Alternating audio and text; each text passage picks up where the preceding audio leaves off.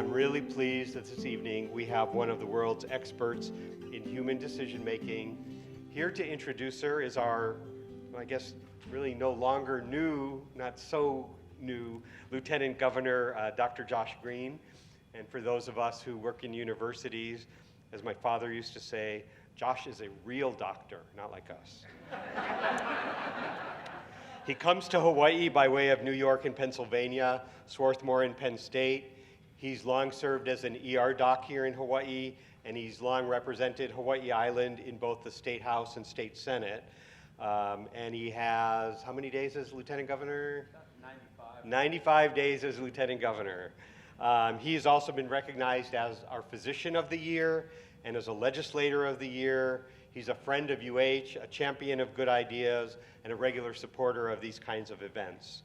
As Lieutenant Governor, he's already dug in on one of our most difficult, vital, and seemingly intractable challenges, homelessness across the islands.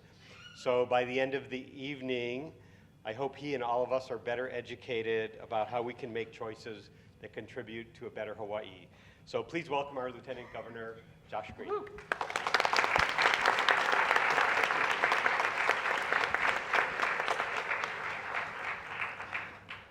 Aloha, everyone.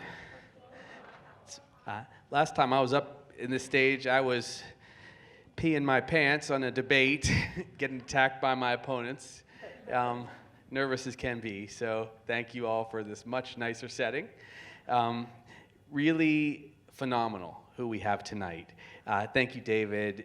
You guys are great for hosting this series. It is very impressive to see so many people here, to see some young future academics and leaders here tonight, to meet Sheena, and to hear about big ideas, and to hear from a brilliant person. So we all have to make decisions, and we're talking about decisions because this is a decision-making expert that we're going to hear from tonight.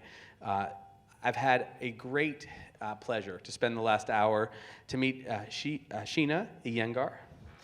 Sheena has had a remarkable life story, and I think this resonates and will resonate with you tonight because we come from a very diverse place here in the state. We are the most diverse state. She represents diversity. This individual, Sheena, is the daughter of Sikh immigrants. Professor Iyengar grew up in Toronto, so she's a Canadian, although probably a New Yorker now. Extraordinary things have happened to her on her way to a great place in this discipline. I don't know that she speaks about this a lot, but Sheena lost her sight as a child. I was able to read about her today because I'm so interested in her ideas and how she came to us tonight. It was mentioned that she began to lose her sight when she was a young child, when she was maybe 9 or 10. I'm sure she'll tell us more about that. Due to a disease called retinitis pigmentosa. So she was able to see as a child, and by the time she was a mid-teen, she couldn't see well at all. And that did not deter her from greatness in academia and to change the people's lives around her. It's very evident when you talk to her how intelligent she is and what she can offer. She also lost her father when she was 13, and I think that changes us as people when we lose a loved one at that age, when we're developing ourselves. And to come through that kind of struggle and to become so successful and to be in such demand with her ideas is extraordinary. As a woman, as an Asian American, she knows marginalization and discrimination hurt, I'm sure. But perhaps adversity and difference have given her unique insight and the ability to perceive problems in ways that others can't. It's probably why we're lucky enough to have her giving us her insights tonight here, far away from New York and Hawaii, because she has conceptually broken through with ideas in multiple fields. So I'm extremely excited to hear this talk tonight. She's been an inspiration in her career. She studied economics and business at Penn, graduated the same year from colleges in Philadelphia, and got her PhD in psychology from Stanford. She's taught at MIT, been at Columbia since '98, where she's the St. Lee Professor of Business. Her scholarly articles you can read about and are cited very widely. Her first book, The Art of Choosing, has won major awards, was Business Book of the Year award. So she penetrates both academia and the business world. She's been recognized and featured by the New York Times, Wall Street Journal, CNN, BBC. Her TED Talk reached over 5 million people. That's 5 million people whose ideas she reached and changed their lives, I'm sure. Her early work, Dr. Iyengar, she upturned the way market experts think about the choices they offer to consumers. This is very, very important and dynamic in business. She also conducts research on choice, which we're going to hear about at great length tonight from the perspective of consumers, how we navigate modern marketplaces. There are perhaps too many choices today, and I think we're going to hear her speak about that. And over time, she's returned to psychology and philosophy. Her current work focuses on how we construct ourselves and social networks, and how we experience authenticity in an increasingly technological and uncertain world. And I think she's going to speak a little bit about some of the work she's doing now that hasn't yet been published, called Think Bigger, which is really fascinating to me and to my friend Josh Wish, who's here tonight, who runs the ACLU. We have many leaders of our community here, all of you, frankly. And so we're so excited to take some of her wisdom and insight into our lives. We have great challenges, as you know. We face great difficulties ranging from homelessness to being able just to survive in our community. And so we feel lucky when we have special people who come and share both their struggles, their successes, their life stories, and their wisdom. So I hope we can all welcome Professor Iyengar here to help us think through new problems, how to do better things for our people in Hawaii. I'm so honored that you could be here with us tonight. Thank you a million times over. Thank you so much.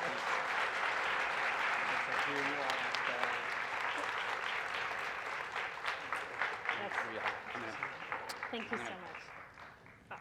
Pull that around because it didn't. Good evening, everybody. Can everybody hear me? It's wonderful to be here. Thank you so much for giving up time this evening. Welcome to all of you. Welcome to not just the people here in the room, but also the people that are watching this online. The Distant Learning EMBA program students, thank you so much for joining us tonight. So that was a beautiful introduction. And I was born in Toronto. And I actually grew up in New York, but I'll just to tell you about that. And then the rest actually what I'll do tonight is, as is often said, everything begins with a story. So what I'll do is I'll start by telling you the story of my life. So I was born in Toronto in the midst of a giant blizzard in November, and I'm not going to tell you the year.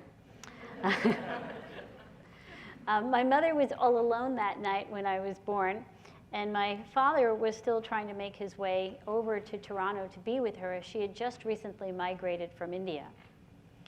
And I sometimes try to imagine what it must have been like for my mother that night, all alone with a newborn baby in her arms. And I try to imagine her holding this baby in her arms, perhaps standing next to the window, watching the snowflakes whirling around, snowflakes that she was seeing for the very first time in her life. Unbeknownst to my mother, on that day of my birth, the low visibility of the night, the absence of my father, would prove important for things to come. Now, you might say that at that moment of my birth, everything about my life was already known. All you had to do was read it in the stones or in the stars. You might say that everything about my life at that moment of my birth had already been predetermined, either by the hand of God or some other unnameable force. And the only thing left for me to do now was to act out the text. So that is one story of my life. Now, let me tell you another. My life was filled with surprises. It's a jack-in-the-box. You turn the crank slowly, one rotation at a time. But sometimes things just pop up unexpectedly. And that's exactly what I decided to do. I popped out 2 months earlier than I was supposed to, right? And that's actually part of what happened with my vision. I popped out 2 months earlier than I was supposed to, and my father wasn't even there to receive me. My mother, who had been told by countless astrologers and palm readers that she would never leave India, found herself transported from India to Canada to the United States, New York City, and now resides in a tiny little town in New Jersey. My parents were devout Sikhs, so everywhere they went, they took with them their Sikh religion. And so they started the first Sikh temple in Toronto, and the first Sikh temple in Queens, and the first Sikh temple in New Jersey. And so when I was growing up, I used to go to the Sikh temple on Friday night, on Saturday night, and most of Sunday. And so I learned the importance of following the 5 Ks and respecting my elders and obeying the dictates of God. And of course, when I grew up, I was going to be a doctor or an engineer because you couldn't imagine any other career possibility. And of course, when the time was right, you know, a suitable boy was going to be chosen for me, just like it had been done so for my mother. And so that was the plan. But we all know what happens to the best laid plans of mice and men. When I was a toddler, so around 2 years old, and by this point we had moved to New York City, my parents started to wonder why they had to constantly shout, "Watch out." Surely even a klutz would notice a parking meter on occasion. And the mystery was solved one day by an eye specialist at Columbia Presbyterian Hospital who told my parents that I had been born with a rare form of retinitis pigmentosa and that I would go blind sometime during my school years. For those of you who know retinitis pigmentosa, you would know that most people who go blind from retinitis pigmentosa, it usually happens at a much later age, typically starts around in your 40s. Well, we all know the saying that misfortunes befall the resilient. Then again, we also know the saying that it is only when misfortunes befall us that we become resilient. I've never been clear on which one I'm supposed to believe. But anyway, even the resilient can have the wind knocked out of them. And when I was 13, my father complained one morning of leg pain. And so we all told him to go to the doctor, and he said he would. He never made it to the doctor, and later that day, he was found collapsed on the streets of Manhattan. And by the time he made it to the emergency room, he had his 3rd and final heart attack and was gone. Hearing all this, you might say that my life was made up solely of random and unpleasant events. And you might start asking the big question that we all ask at various points in our life. How much can I really plan for my future when I can only see so far and when the weather can change faster than I might say, surprise? So that is the second story of my life. Now I'm going to tell you a third story, and although it is once again my story, I think it is the story of every American. My parents chose to leave India. They chose to go to Canada. They chose to go to the United States, and in particular to New York City. My father used to boast that when he crossed that border into New York City, he had exactly $1 in his pocket. But he brought with him a lot of dreams. I was born into those dreams. And perhaps as someone who grew up in the United States, going to the schools in the United States, I learned the lingua franca of that dream, perhaps even better than my parents did. Because what I learned and understood was what shines so bright in that dream that you could see it even if you were blind like me, was choice. I could have seen my life in terms of fate or in terms of chance, but I chose to see my life in terms of choice, in terms of what I could still make happen and what was still possible. Take a look at these photos. I'm sure you recognize most, if not all, the people here. And whether or not you agree with their philosophies or their actions that they took, you'd have to acknowledge that they're all leaders. Can any of us imagine walking out the door today without some form of Steve Jobs on our person? Whether we continue to have Apple in the next 20 years, it doesn't matter. He changed our lives. Can any of us imagine a Supreme Court today without the likes of a Ruth Bader Ginsburg? She changed their entire dialogue around women and the role they play in this country. Can any of us imagine being disgruntled with any government anywhere in the world without us deciding to engage in some form of nonviolent civil disobedience? And that's thanks to Mahatma Gandhi. What what was it that enabled these individuals to be leaders? Was it fate?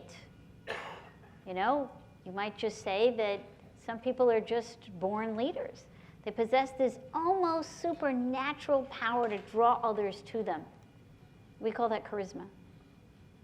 Was it just chance, serendipity, you might say? They happen to be at the right place at the right time and are therefore given the opportunity to be leaders? Or was it choice? They saw a problem. They identified a solution. They executed that solution, and that was what made all the difference. Now, of course, you and I could tell the story of any of these leaders in terms of fate or in terms of chance or in terms of choice, and no matter how you tell the story of their lives, there would be an element of truth to it. And now I'd like you to imagine your own lives. Imagine what you are today, who you are today, and all the things you've accomplished in your life. What were the circumstances of your birth that enabled you to be in this privileged position that you are in today? Think about that. Now I'd like you to think about what were those random encounters, those random meetings or things you saw or happened to read or happened to see that somehow affected your accomplishments.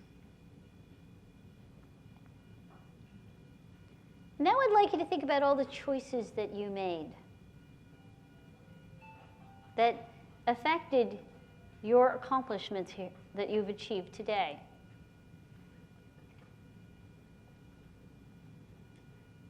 Now, as you think about the answers to these three questions, what you'll notice is that the answers to these three questions are different from one another. And yet each answer is important because it tells you something about how it is you came to be who you are. But I think there's something very special when you tell the story of your life in terms of choice, because it is only when you tell the story of your life in terms of choice that it gives meaning to everything you say and do. In the end, choice is the only one of these three forces that puts control in your hands. And it is the only tool we have that enables us to go from who we are today to whom we want to be tomorrow. And it is therefore the most powerful tool we have to shape our lives and to shape the world around us. What I want to do in the brief time we have together tonight is to shine a bright light on choice and ask the questions around how do we get the most from this tool called choice to help us write the story of our lives. Now, I'm told you guys have some paper and maybe something to write with. Is that true? Yes? Perfect. So I want to do a little exercise.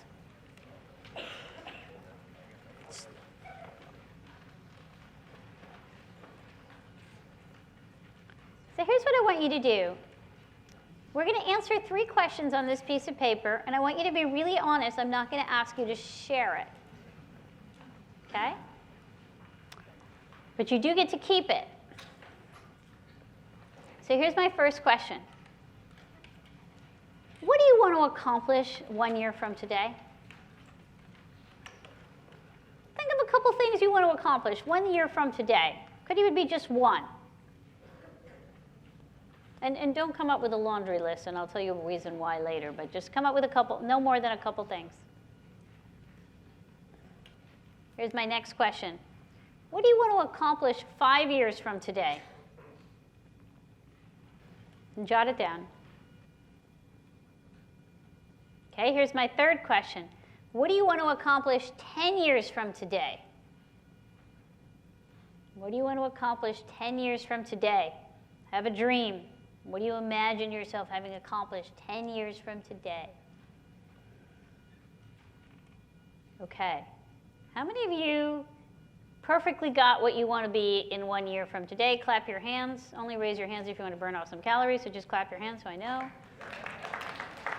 Okay, perfect. 5 years from today? Okay, good. We didn't have any real drop-off. 10 years from today? Okay, so we had a bit of a drop-off, right? So why does it drop off in 10 years? Like, why do I have fewer hands? Just call out. Harder to visualize Visualize what? what 10 years from now looks like. Okay. So he says, I don't know what 10 years from now is going to look like. It's too uncertain. I don't even know what choices I'm going to have. And I'm going to try to convince you that it is precisely because you don't know what the world is going to look like that you need to have a dream. You need to have some goals. Now, when I say goals, I don't mean something specific, like you must be lieutenant governor with this particular problem at this particular month and year, okay? It's more like I have a dream that I want to solve this problem, or I want to be known for this kind of thing or this kind of expertise, okay? So it's more like a dream, it's a desire. Because how you're going to get there is going to keep changing. You are going to keep responding to new information and new choices in your environment. But what new information and new choices in your environment cannot give you is your dream. That comes from you. I'm going to show you the power of goal setting.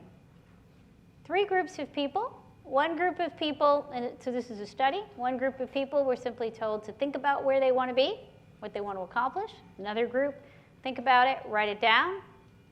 Another group, think about it, write it down, and share it with a trusted other. What happened?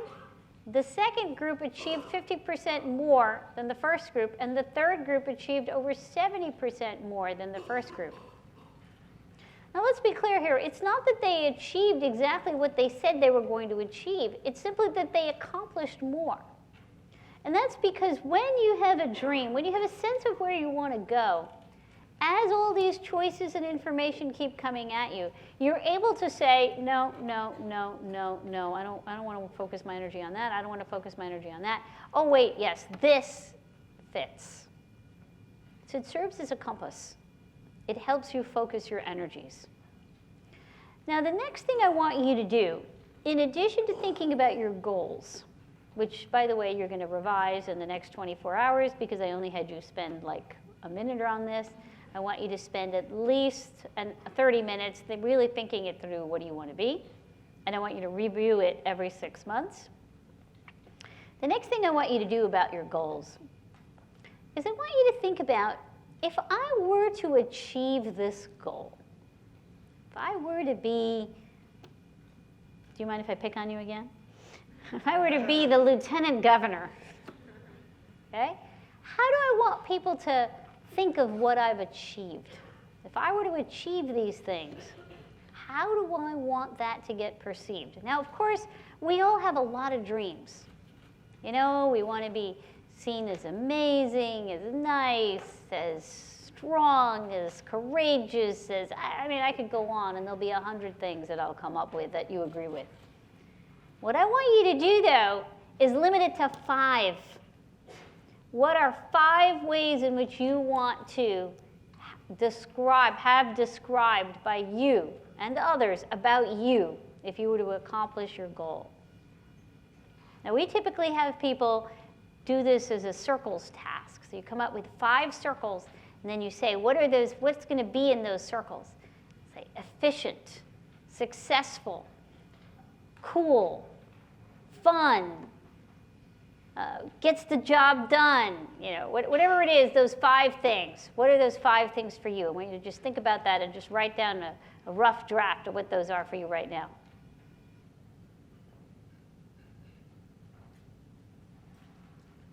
Okay, so I want you to keep iterating on that, but that serves as your criteria. That also gives you a criteria by which you judge whether you are progressing or not. Now, as you come up with your goals, the way you execute on those, because obviously you come up with these grand goals, you can't think about those every day. How are you going to act on it on a daily basis? That's where a progress journal comes into play. Every day you want to take 3 to 5 minutes before you go to bed. 3 to 5 minutes, we're not talking a long time.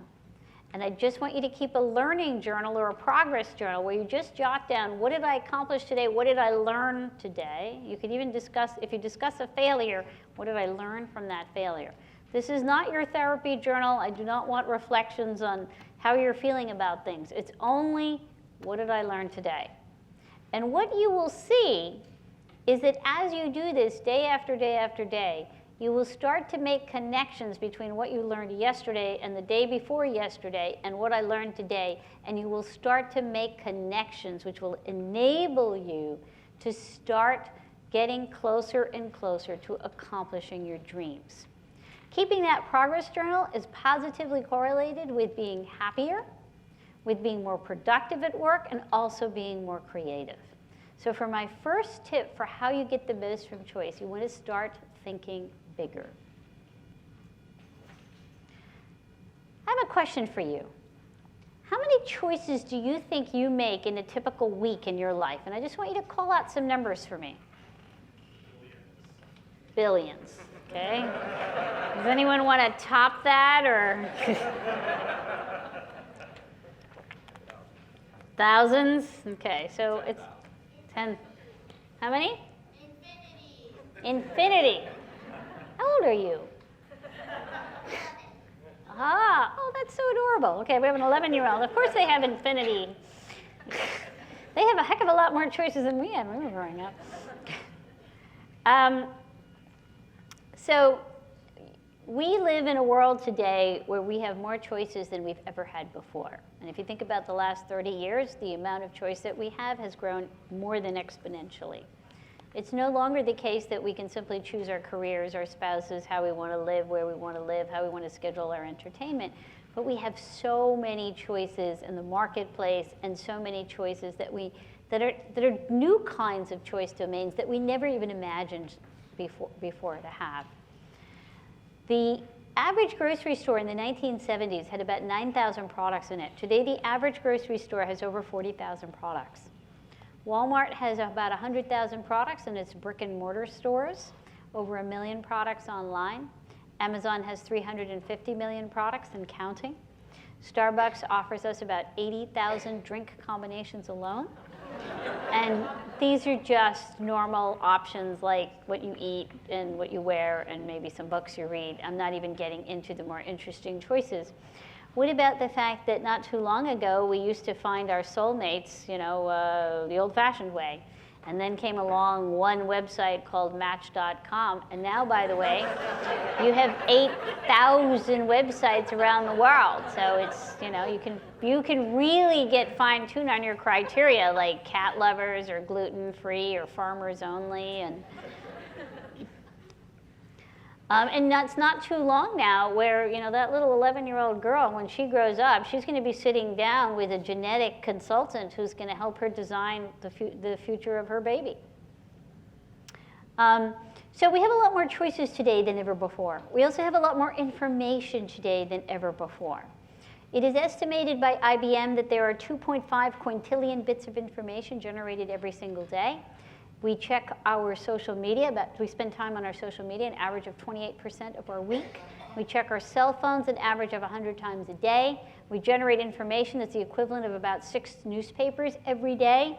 And the amount of information that we are processing, both consciously and subconsciously, that's coming at us is estimated to be the equivalent of reading 174 newspapers. So we have more choice, more information. What are the consequences of offering us all this? I first got interested in this question when we had a lot less choice and a lot less information. It was in the 1990s, and I was a PhD student at Stanford University, and I used to frequent this upscale grocery store called Draeger's. Now, at that time, this store was a real novelty. It offered you 250 different types of mustards, vinegars, mayonnaises, over 500 different types of fruits and vegetables. And I used to go to this store because it was almost like going to an amusement park, and I loved it. And yet one day I asked myself, how come I never buy anything? And so I kind of wondered about this, and I had some series of discussions with the store manager. And after a series of discussions, we decided to do a little experiment. Now, the experiment was done with jam. Their jam aisle is here. They have 348 different kinds of jam. And we picked Wilkin & Sons, the brand, to do our little study. Now, this study has since been dubbed the famous jam study, and it's gotten a lot of attention. I'm going to tell you the truth about this study, And one of the things that I'm often given credit for, which I actually kind of don't deserve, is that people think that I somehow had this grand foresight about this choice overload phenomenon. The reality is that at that time, I didn't know that we were about to have a tipping point. I was simply kind of curious about this store. And so we set up a little tasting booth right near the entrance of the store where we either put out 6 different flavors of jam or 24 different flavors of jam. And we essentially looked at 2 things. First, in which case were people more likely to stop and sample some jam? Right? And second, were more people likely to buy a jar of jam? So it turned out more people stopped when there were 24 on display, about 60%, as opposed to when there were 6 on display, about 40%. Now, even though those numbers seemingly add up to 100%, they're actually different populations, so it's an accident. Now, everybody sampled exactly 2 jams because they were too embarrassed to try more. But when it came down to buying behavior, we saw the opposite effect. So of the people who stopped when there were 24 on display, only 3% of them bought a jar of jam. Whereas of the people who stopped when there were 6 on display, 30% of them bought a jar of jam. So even though people were initially more attracted to the larger display of options, they were more likely to choose when they saw less than when they saw more. Okay. Now, often, so here's the truth about the study, often people say that I'm against too much choice, that I'm saying more choice is always bad. But if you listen carefully to what I just said the findings were, I said people want more choice. They're drawn to more choice, but when it comes down to making a choice, that's when they don't want the burden of having a lot of choice to choose from. So why do we want more choice? Well, we want more choice because we feel that the more choices we would have, the more opportunity we would have to find that perfect choice. But why does it not work out that way? We're actually less likely to make a choice. In fact, there's now been hundreds of studies that have looked at the consequences of offering people more and more choice. And some of them were done by me, but I can't take credit for most of them. Most of them have been done by many, many people across many, many disciplines, I mean, including agriculture most recently. And essentially, there are 3 main consequences to offering people more choice. First, the more choices people have, the more likely they are to delay making a choice, procrastinate, essentially choose not to choose. And this happens even when they make choices that go against their best self-interest. Second, the more choices people have, the more likely they are to make errors or worse choices, exhibit inconsistent preferences.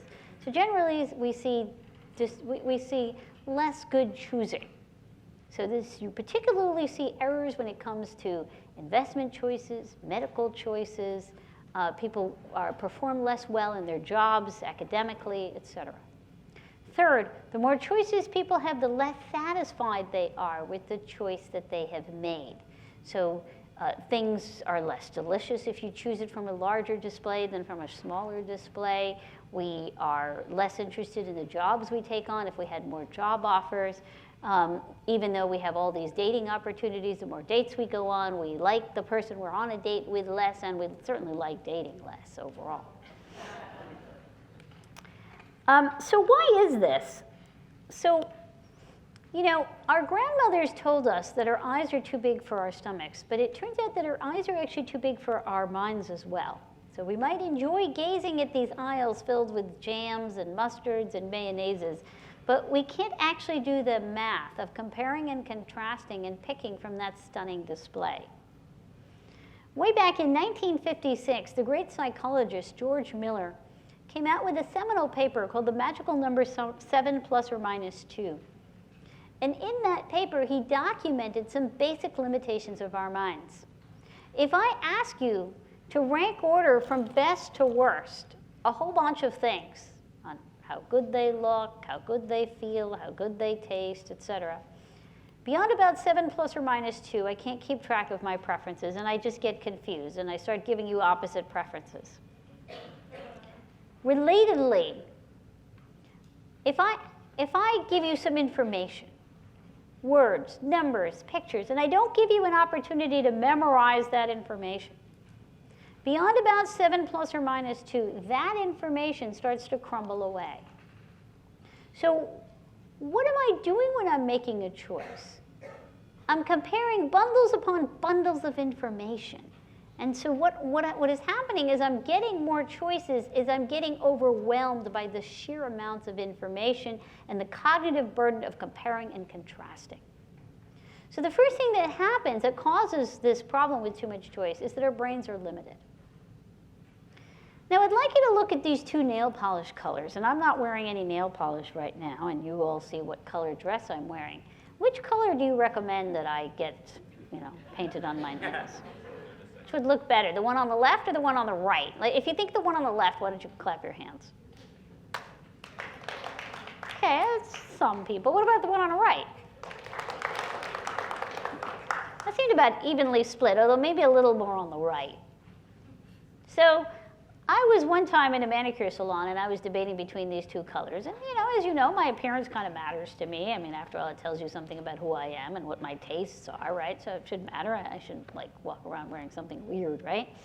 And so I'm blind, so I needed help. So I asked these two ladies in the beauty salon to help me choose.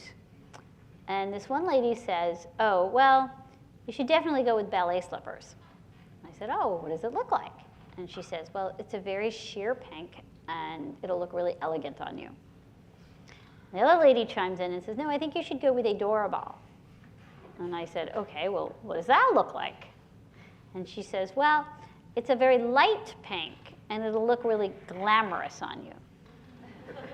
Okay, sheer, light, elegant, glamorous. I'm trying to figure out how to parse these things. And so I started trying to ask them more questions about the content of these colors. Ironically, me, the blind person, is trying to get at the details of the color. And about the only thing these two ladies would agree on is that, if I could see it, I would know the difference.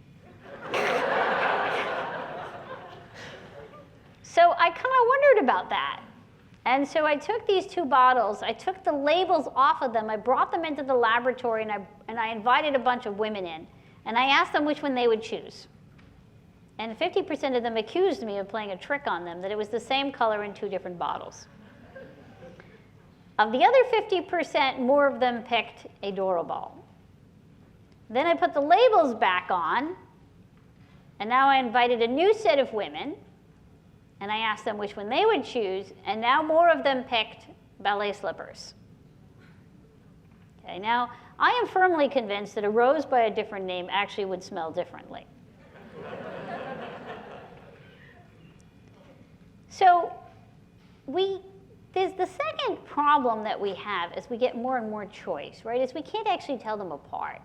I mean, yes, if you stare at these two nail polish colors for a while, you will be able to figure out, oh, there's some shade difference. And you do that also with your house paint colors, and you do that also with all the different red wines that have beautiful descriptions, and you're really trying to figure out how they're really different. And the question becomes, how meaningful are these differences?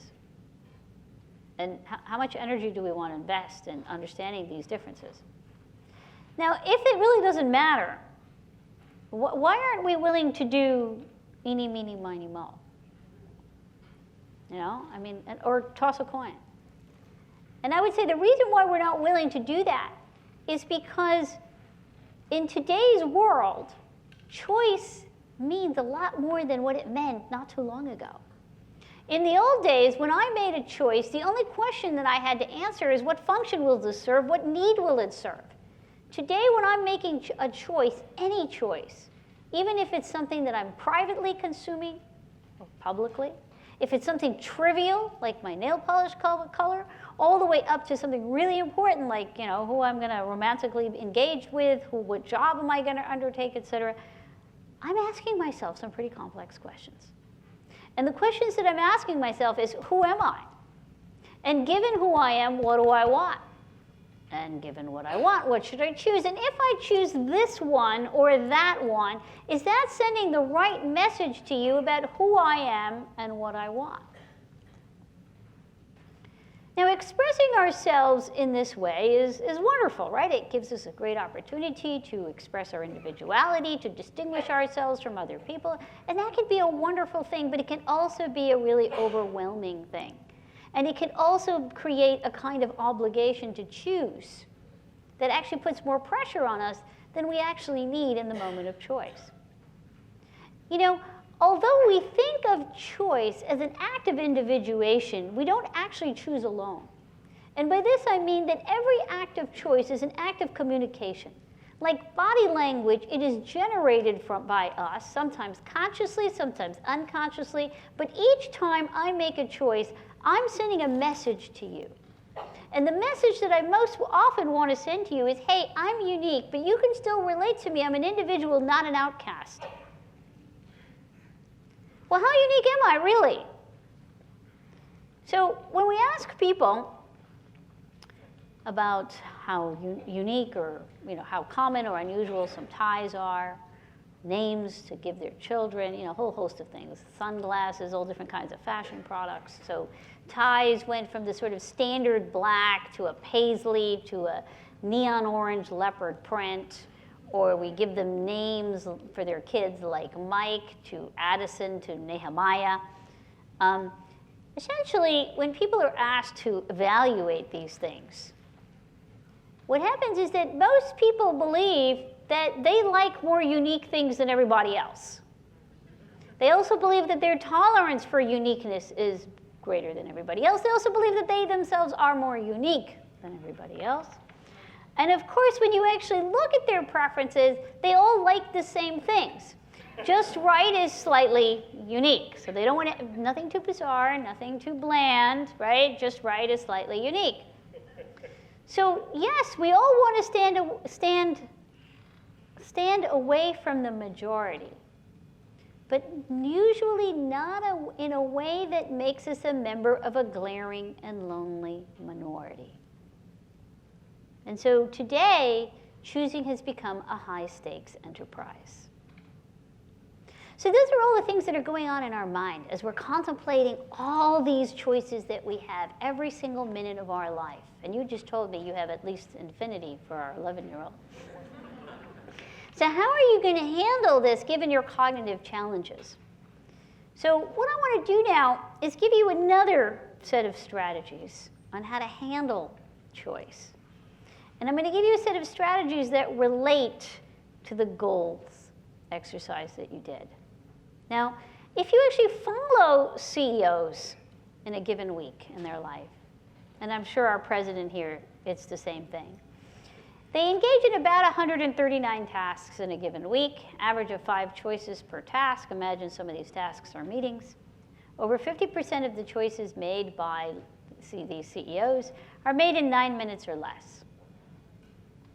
Only about 12% of the decisions that they make do they dedicate an hour or more of their time.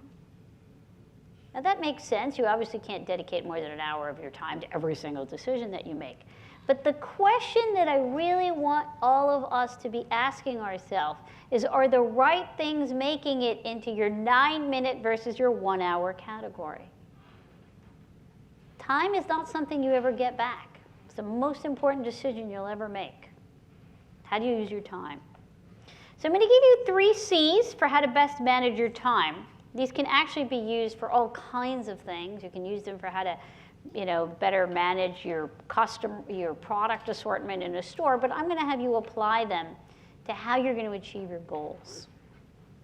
So what I want you to do, again, in the next 24 hours after you do your goals, is I want you to jot down all the tasks that you engage in a typical week in your life. And I want you to first get rid of the stuff that's irrelevant, that's redundant, that's actually a waste of your time. Just get rid of them.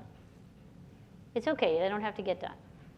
Then I want you to take the tasks and start categorizing them into the big categories so that you can at least see what's the structure of what I'm doing. What are the big things I'm really trying to do? And that might also lead you to start cutting out some of the fat. Then I want you to take those big categories of tasks and rank order them in terms of order of priority. And the way I want you to decide order of priority is I want you to ask yourself, where is my greatest value added? What category of activities can I do in a way that really enables me to make a contribution that others wouldn't make as easily? Those should be towards the top. Those are the ones that belong in your 1 or more hour category. Now, my rule of thumb is that you typically have 3 big categories. Just because my brain can't handle more than 3, and I figure most people probably aren't going to remember more than 1 or 2 things that I've done anyway. So I'll figure I'll do 3. Now, if you really want to push it, maybe go to 5, but I really wouldn't go beyond that because you're not going to do as well, and no one's going to remember anyway if you accomplish 50 things. So what I'm really saying, well, actually, even before that, Pareto rule. Some of you might have heard of the Pareto rule. Here's how the Pareto rule goes. It's an economics principle. That 80% of what you achieve comes from 20% of your efforts. So that means you're wasting 80% of your life. And what I'm talking about here is how do you get the most from that 20%? And essentially what I'm saying is you want to ask yourself, which choices are worth making? Which choices are simply distracting me from my larger goals? Because to get the most from choice, you have to be choosy about choosing. So you know your goals. You're stripping off all the fat so that you can focus on the stuff that matters. But how do you become a great chooser? Malcolm Gladwell, in his book Outliers, talks about the 10,000-hour rule. The 10,000-hour rule came from a very famous study done with musicians. 2,000 hours of practice, and you're a great amateur. 5,000, and you'll be a teacher. 10,000, and you might make it to Carnegie Hall. And surely experience is an important ingredient for being an expert, whether you're a musician, whether you're a surgeon, whether you're a technology person. But practice alone and experience alone doesn't actually equal expert intuition. If that were true, then we wouldn't often find ourselves with bosses that have been doing the same thing for 30 or 40 years, and we're wondering, what were they thinking? So I'm going to try to show you with a few examples, how do we develop expert intuition? Now imagine I have a bunch of kids, small kids, 6 or 7-year-olds. They come in and they're told that on the day of the test, they're going to have to pick up a bean bag and they're going to have to throw it in a bucket that's exactly 3 feet away. In one case, the kids are going to come in every day, they're going to pick up the bean bag, and they're going to throw it in the bucket that's exactly 3 feet away, and they'll practice day after day after day until the day of the test. In the other case, the kids will come in, they'll pick up the bean bag, and they'll throw it in the bucket, and sometimes the bucket will be 1 foot away, sometimes it'll be 5 feet away, sometimes 20 feet away. The bucket keeps moving. It is never 3 feet away. Now, on the day of the test, the bucket is exactly 3 feet away. Which group do you think does better? Group 1? Why don't you clap your hands? Okay, group 2? Okay, it is group 2. Why is it group 2? What? Speak a little louder. They had to keep adapting, right? Each time the bucket keeps moving, they have to create a new strategy. That's important. So I'm going to show you findings from another study, older people with math. If you study by looking and by having all the math questions in an organized way, first you do algebra, then geometry, then calculus, etc., versus the questions are jumbled up. Turns out the people that study with the questions jumbled up do 3 times better on the day of the exam.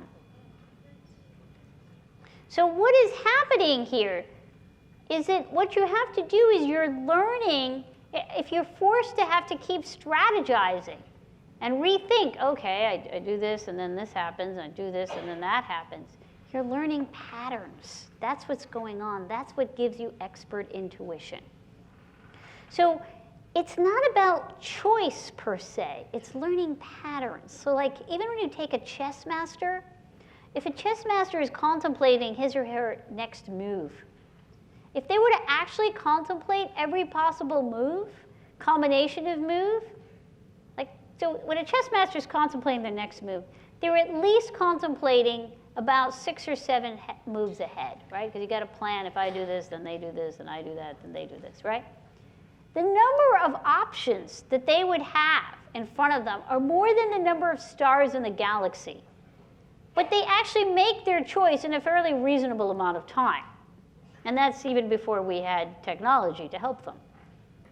And that's because when you develop expertise, you learn patterns. And what the patterns teach you is that when you see this chessboard, you're not seeing the pieces. What you're seeing are patterns.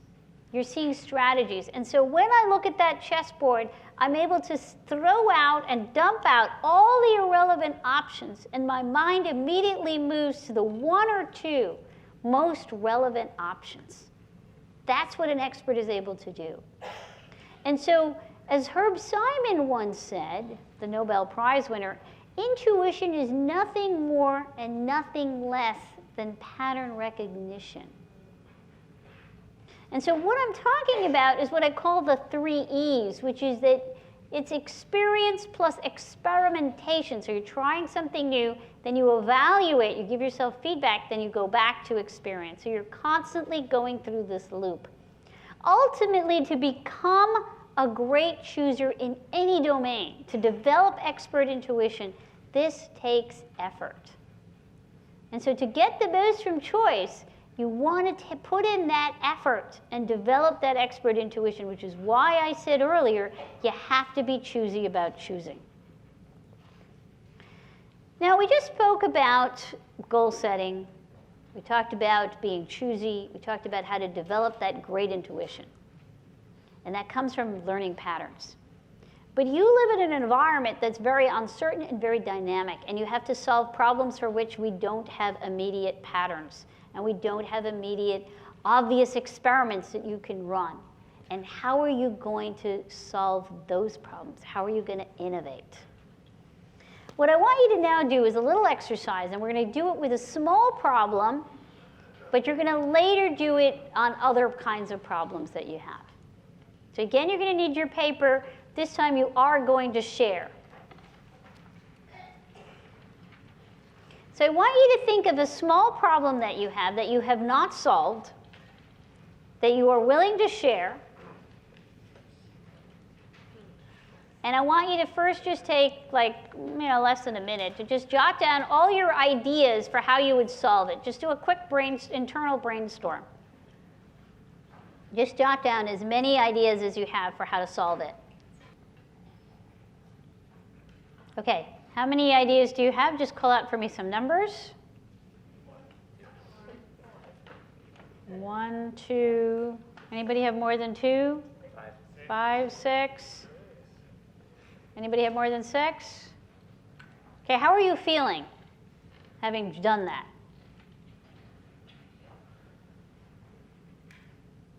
Happier, more miserable? How are you feeling? Huh? Furious, you said? Or curious? Curious, okay. Stressed. Energized. Okay, that's normal to feel. Some of you are going to feel positive, some of you are going to feel negative, and know that that's normal. Okay? And just hold those ideas. Okay, that's the first step. Here's what I want you to do. I want you to now turn to somebody you don't know. So if your neighbor is somebody you live with, don't turn to them. Okay, so turn to somebody you don't know and don't live with, and tell them your problem. And I want that person not to give you their feelings about your problem. I don't even want them to sympathize with you. I just want them to tell you a solution that they have observed that might work. And it might be in the same context, it might be in a different context, but something they've observed that worked in their own life or experience that might be pertinent to your problem. And you're going to listen and smile and jot it down. And then you're not going to tell them, no, you don't understand, it's not going to work. Okay? You're not going to say that. all you're going to say is thank you. Okay? And then you get your chance. Okay? Then they get to tell you their problem, and then you get to pontificate. And then what are they going to say to you? Thank you. Okay. Now, I would be remiss if I didn't say the following truths. Most of our ideas that we come up with on a regular basis suck. Okay? And most of the ideas you're going to get from other people suck. Okay? Maybe out of 10 ideas, if you get 1 or 2 that end up connecting to something that's useful later on, that's positive. So I just want to set your benchmark. Okay? Now, you have to ideate, though. Just because your ideas suck, just because other people's ideas suck, doesn't mean you don't stop. It doesn't mean you stop coming up with ideas.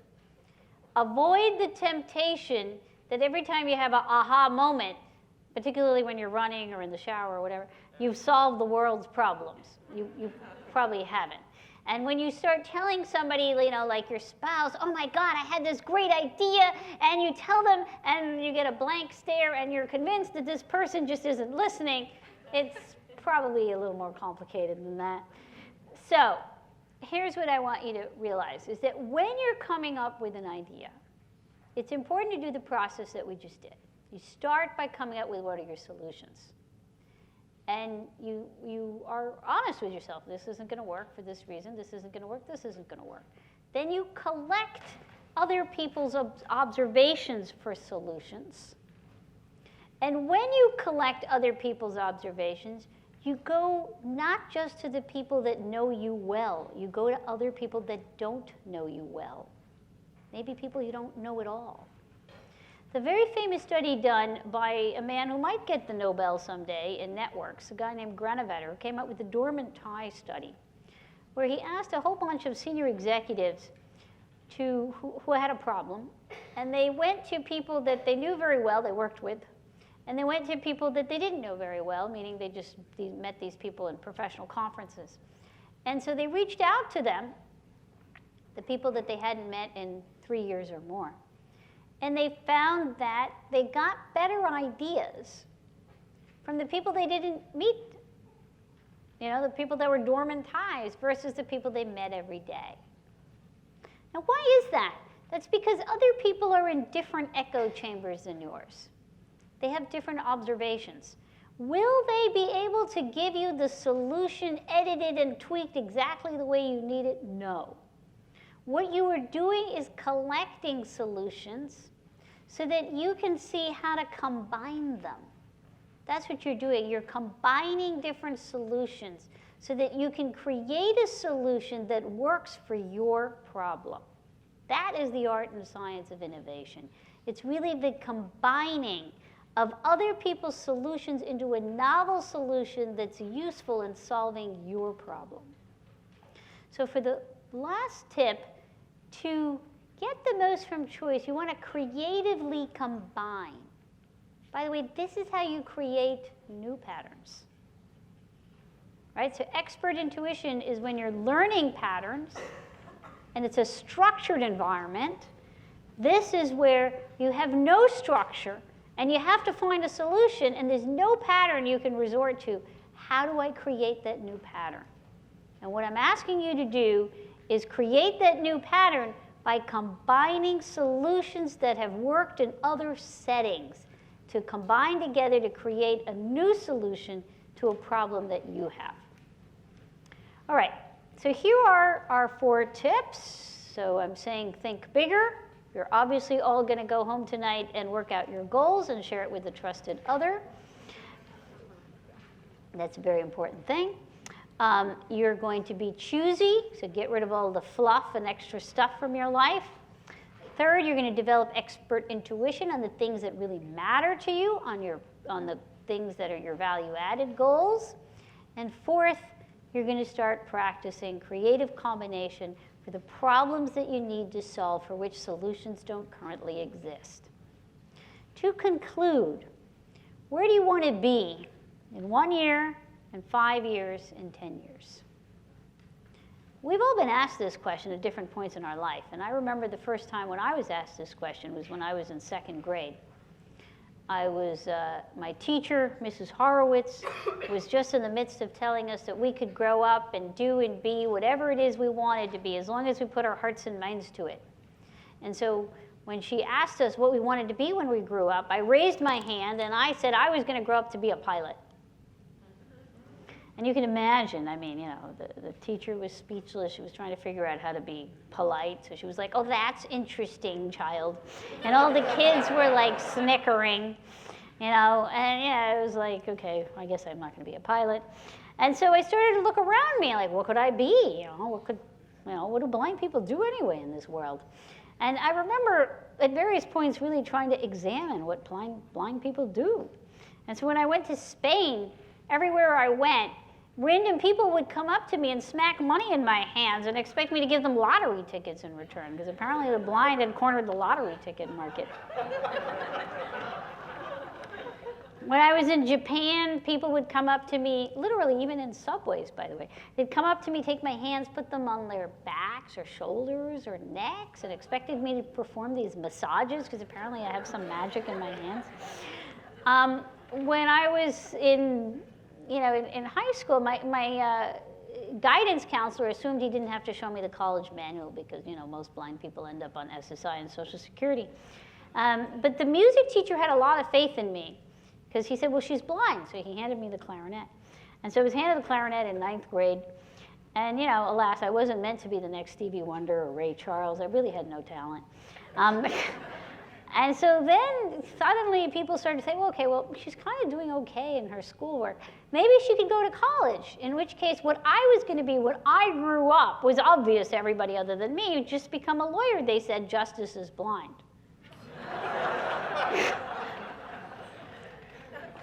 So, you know, these options aren't bad options, but I wanted more choice, and these choices felt very meager to me. And so I wanted choice, but I didn't know how to choose.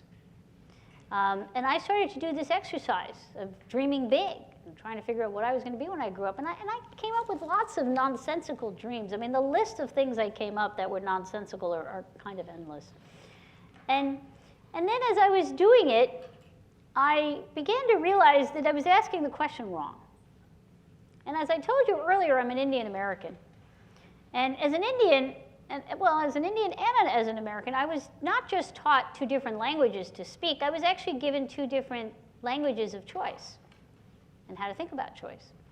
So as an American, I was taught that, you know, in life you ask yourself, what do you want? It's all about what you want. And choice has possibilities. That's your tool for creating possibilities. That sounded like a great message to me. The problem was it wasn't working. And then as an Indian, I was taught always to pay attention to my duties and my responsibilities. And don't you understand that choice always has limitations? Yeah, that kind of got old and boring, but it was true, but it was also depressing. And so I thought I had to choose between these 2 ideas of choice. And then one day I realized that they were really 2 sides to the same coin. That really, to be an effective chooser, you have to be able to balance the possibilities that come from choice with a clear-eyed assessment of the limitations. And so I stopped asking the question, what do I want to be when I grow up? And I started asking the question, what's my value added? What could I do? What contribution could I uniquely make? Now, I didn't have all the choices that decided have, but in a way that made it easier for me. Anytime I made a choice, I understood that I had to push past doorkeepers and naysayers, and that meant that I couldn't afford to choose on a whim.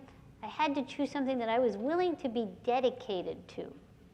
And so I learned pretty early on that you have to be choosy about choosing.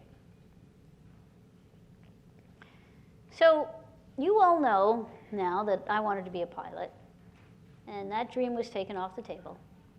And there were lots of dreams that were taken off the table. In fact, there's dreams that are taken off the table every single day. And that's probably true for all of you, too. There's dreams that are taken off the table every single day of our lives. But the great thing about dreams is that they do come in an endless supply pack. This bodily condition that I did not choose enabled me to take advantage of the choices that I could make and that I could create. And it forces me to focus on the choices that matter.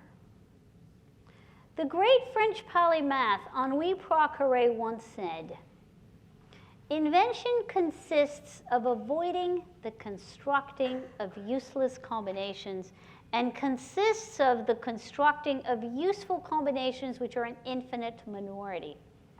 To invent is to discern, is to choose." Allow me to propose a corollary to you, which is to choose is to invent. The power of choice does not come from our ability to pick. It does not happen in that moment when we're standing before a vending machine, looking at all the rows upon rows of options that we have, and we think of our sole task in life as to simply point at the one that we want. The power of choice comes from our unique ability to construct those most meaningful options. So I'd like to end with a not-so-humble request. Don't be afraid to lead. Don't be afraid to create. Remember that the modern hero is no longer the chosen one, but the one who chooses. She is self-made. That is, she has made herself through her choices, because choosing is not just an act of self-expression, but an act of creation. And it is as you make a few careful choices day in, day out, that you not only transform your own lives, but you can transform the world around you. And this is how we create our most beautiful and singular selves. Thank you very much. Thank you. Thank you. Thank you. Okay, so I'm gonna grab we're gonna grab the other mics, and then we'll do, it's 7:30, so we'll do like 10 minutes. Thank you. Thank you. Okay, we have a little bit of time for questions. We want her to be able to hear them well, and we're also broadcasting this for attendees on the neighbor islands and some students in Chime's class. So I think it's better, right, if people come down here to ask a question. So please come. Shyness will be overcome soon. Yeah, you should ask whatever you want. It's your moment. Thank you, Sheena, for extraordinary talk.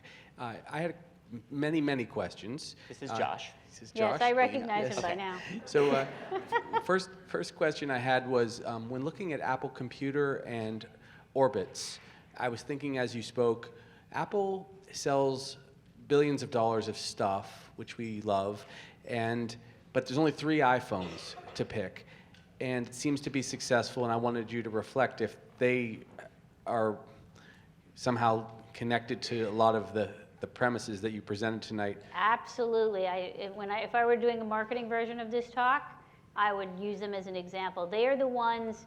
Remember how I made that comment about jam, that people want the perception of a lot of choice, but the experience of less? Apple is a phenomenal example of that. A follow-up question Yeah. then.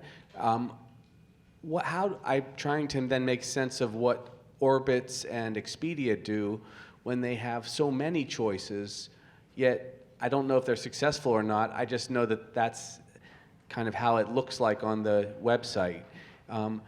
Are there permutations? Well, they're doing a lot of work to reduce the choice, right? Now Expedia pretty much knows what your next travel plan is going to be before you do. Got it. Okay. So that they can customize it for you. They're really trying to make it so that you're not as overwhelmed. Now, there's other issues there as to whether they're taking away your sense of agency, and that's a whole different ballgame of a discussion that, they're in, Facebook's in, et cetera. Can I ask one more question? Would that be okay? Yeah, sure.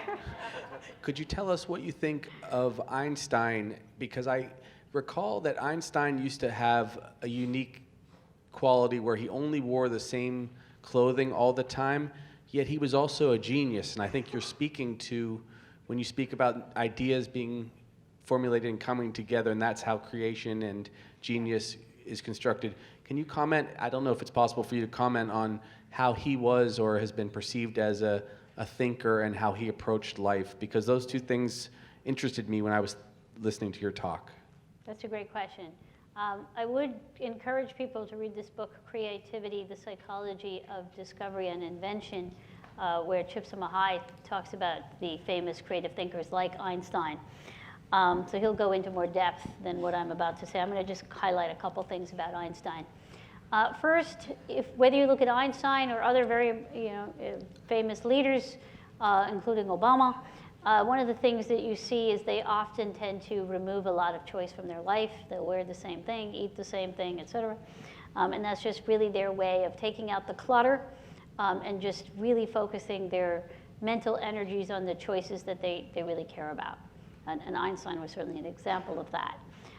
The second thing I think is really interesting about Einstein is he understood that the real value of ideation comes from defining your problem well. And so he famously said that if I had only 1 hour to save the planet, I would take 59 minutes to really define the problem well. And I think that's an important lesson to keep in mind. I think we often go towards prototyping and trying out solutions before really understanding the problem. And by the way, when you're asking people for solutions and you're jotting down their suggestions, they're not just giving you solutions, they're giving you new ways to define your problem. Okay, we have a question over here. You may have just answered my question, which is how to move from the time and energy you spend making a good choice to then taking the action to follow out the choice that you've made. Can you comment on that a little? So you made a choice. Yeah, how do you reconcile how much time you spend making the choice versus then doing what you've chosen to do? Well, so let me back up a little. We often want people to make choices quickly, and we yell at them when they take too long. Okay. I don't think that's the right way to think about your choice, right? When you're trying to make a choice, what problem are you trying to solve?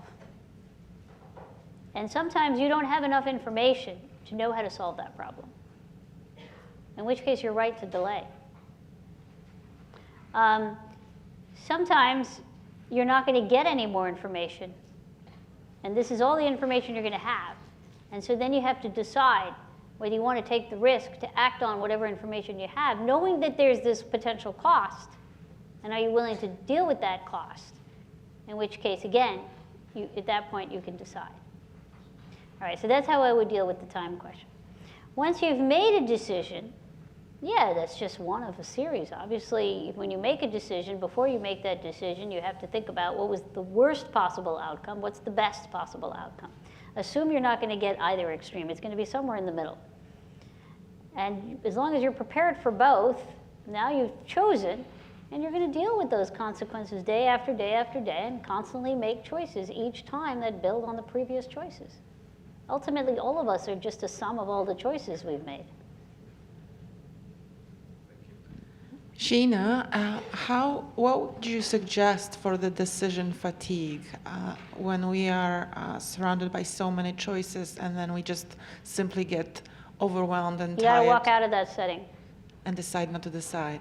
Okay. Yeah, you gotta give yourself a mental break.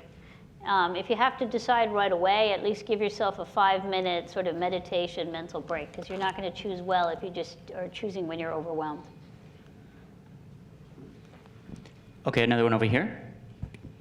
Hi, thank you. My name is Liz. I really enjoyed the lecture.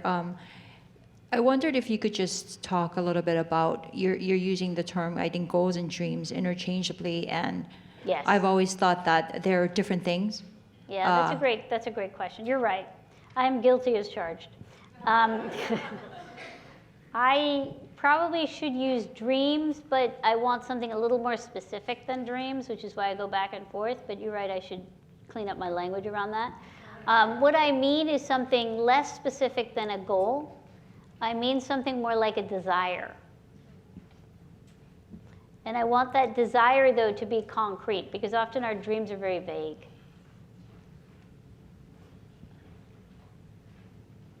We have a question on this side. Hi, Sheena. Thank you for your lecture. I really enjoyed it as well. You have shared so much of your personal life, and I'm actually curious to know a little bit more. What was your personal goal 10 years ago?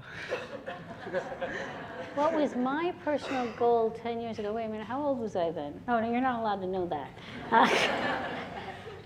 Oh, that was actually really easy. Oh, you asked me a really easy question.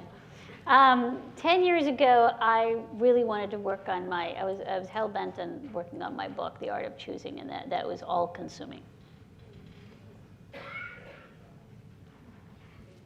Yeah, that was probably the biggest. And I would say writing the book was a really good choice. I loved it, and I actually choosing to study choice was one of the greatest choices I made. Yeah. Not that every choice has worked out. I don't want to give you the wrong impression here. I've made some bad choices, too. Another question here. Hi, thank you. It was a great talk. Thank you. So you talked about choices as an individual, but can you say something about as a society, when a society is given a plurality of ideas, especially in this age of social media, can it be like weaponized to like have some bad outcomes by somebody, like just confuse everyone by just throwing a bunch of ideas? I see that happening a lot. Is that something? I do not think it's a good choosing environment when all ideas are treated equally. They're not all equal. Some ideas are better and worse. Just because somebody has some strange idea and there's no validity behind it, why should that get the same credibility as an idea that has a lot of stuff behind it? I mean, we currently live in an environment where we're willing to say that the Earth is flat, and that deserves just as much credibility as the Earth is not flat. And they're not equal. So I actually think that undermines good choosing. Now, some people would go in further and say it undermines democracy. That's a larger discussion, but I do think it undermines good choosing. Another question here. Hi, Sheena. Thanks for your talk. My question was about how to deal with emotions when you are making a choice, because not all choices are very easy. Some can be very difficult and cause anxiety, or maybe some choices will make you really happy and you might get let down sometimes. That's a great question. So as you saw when I talked about expert intuition, I essentially really only allowed you to use your intuition once you had really developed a knowledge of patterns, right? And so essentially there what I'm doing is I'm favoring reason over emotion, right? Now, should you ever act on your emotion? That's a very important question. When does my emotion inform me? Well, if I were to ask you, who's hot? Reason doesn't answer that question. Even if your mother keeps trying to convince you that blah, blah, blah is really hot, it's really not going to work. It's really only your gut that can answer the question that you find X hot. Okay, so that's gut can only do that. The problem is in the morning, you might be actually, shaking your head and wondering, what was I thinking? And of course, the answer is you weren't. Okay. So what does intuition tell you? It tells you what you want right now, not what you're going to want 2 minutes from now and the next morning and 10 years from tomorrow. Okay? That's the problem. Intuition tells you what it wants right now, not what it'll want tomorrow. Reason tells you what you should want, not what you will want. So that is the dilemma. Now, when you have a moment in your life where reason and intuition are aligned, even if it's the wrong choice, that's really about as good as you're going to get. Just make sure you know what the potential downside is and run with it. Most of the time, that's not going to happen, though. Reason and intuition are not going to be aligned. There's going to be a problem. So how do you resolve that? And really, the only way you're going to be able to resolve that tension is by taking a reasoned approach to understanding why you have the intuition that you have.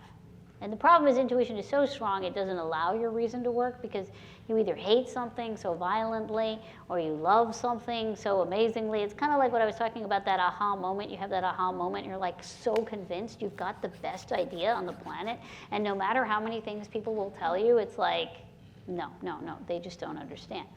And so what you really need to do is take a reasoned approach to your own intuition. So you become an observer of yourself. You jot down those intuitions that you have, and you observe over time what the patterns are. And you'll start to see what the patterns are and what your innate biases are in your intuition. And I would never make a decision based on your intuition in a moment. I would sleep on it, no matter how hot somebody is.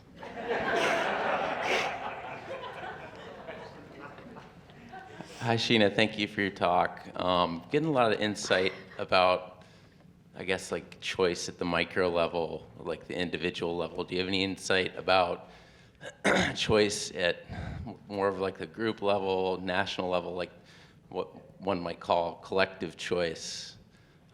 Any insights from this kind of micro way of thinking and moving towards larger societal problems? Like a specific Whether problem? it's elections, maybe it's I'm looking at a bigger problem like Lieutenant Governor is looking at in homelessness. Something that's bigger than just what you might wear or whether you what you want to do with your life. Like how do you look at something bigger when everyone, something that's affecting a lot of people. So I guess there's two thoughts on that. The method that I teach in Think Bigger, which I started to give you some of the elements of problem identification, searching from other people for potential solutions, and starting to creatively combine. That is something you can do as an individual. That's something you can do as a group. It obviously becomes more complex as you do it in more complex problems and in more group, collective type situations. But the basic method is the same. What are some dynamics that change as you're making a decision at a larger level? Well, it's just more complicated, right? I mean, you got to understand all the stakeholders and how it's affecting the various stakeholders. And there's obviously going to be misalignments. Some stakeholders would benefit from this, and another stakeholder would not benefit from this. They'd benefit from this other thing. And so trying to figure out how to create a choice which will be that'll work for more of the parties rather than fewer of the parties is not an easy task. I mean, that's essentially, we like to blame our leaders today, and there's no doubt that we're learning more and more about the corruptions of our leaders today. But if you think about the kinds of problems that our leaders have to deal with and the kinds of situations they're in, it actually has become harder for them to make decisions. Not only are there more stakeholders that they have to consider, but information used to go from the bottom up and trickle up. And so people at the top would at least have all the relevant information. That's not true today. Information today goes in all kinds of zigzags, et cetera. And part of the challenge of each leader is actually trying to figure out what's the real information, what's good and what's bad. And all of that makes it harder to make good decisions. I think that's a good place to stop. Because we've gone from personal to big decisions, and thank you very much for coming. Thank you. Thank you all for coming.